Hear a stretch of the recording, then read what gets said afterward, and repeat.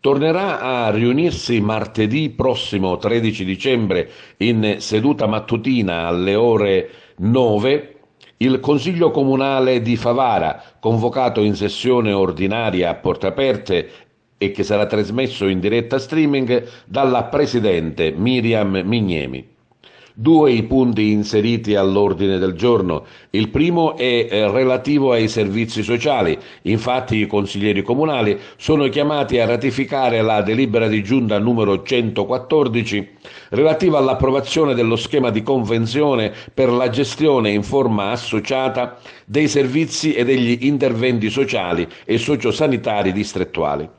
Il secondo punto invece riguarda l'approvazione dello statuto della Fondazione Culturale intitolata a Calogero Marrone, cittadino di Favara, giusto tra i giusti, morto nel campo di concentramento per mano dei tedeschi dopo che aveva salvato centinaia di antifascisti e di ebrei da sicura morte.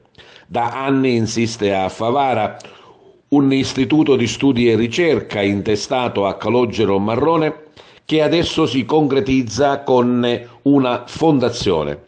Un lavoro importante svolto dai soci e dai membri dell'istituto di ricerca che adesso sarà ufficializzato e ratificato dal Consiglio Comunale.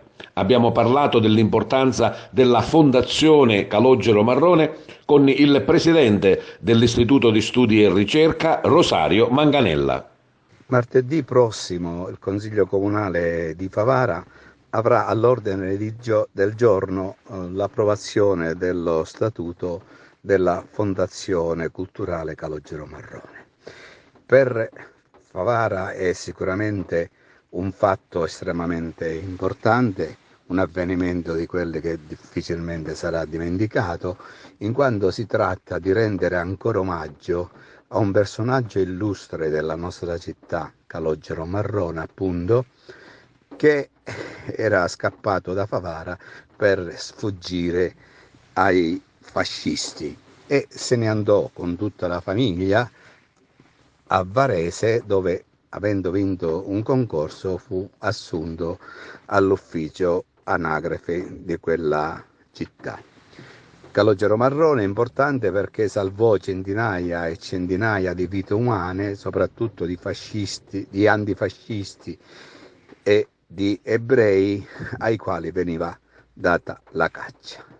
Adesso, ripeto, il Consiglio Comunale approverà questo statuto che per inciso bisogna dire è stato possibile grazie anche e soprattutto all'impegno assunto dall'onorevole Giovanni Di Caro, che ha presentato un suo emendamento alla Regione Sicilia proprio l'ultima sera in cui l'Assemblea regionale si riuniva. Ha finanziato la nascita di questa associazione. Adesso il Consiglio Comunale provvederà ad approvare lo statuto, che è indispensabile ovviamente per poter far camminare, diciamo, questa nuova fondazione.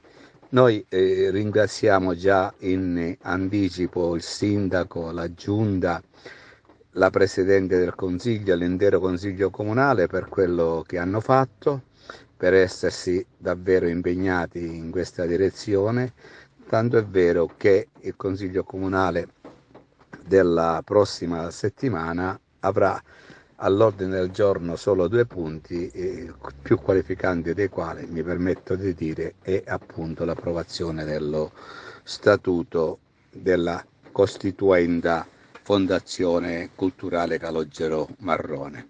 Nei prossimi giorni e nelle prossime settimane ovviamente poi inizieremo il nostro impegno, che non si è per la verità mai fermato, ma sarà ancora più rafforzato, sarà ancora, diciamo, più richiederà a noi, diciamo, molto impegno perché questa fondazione possa camminare con i suoi piedi in maniera autonoma.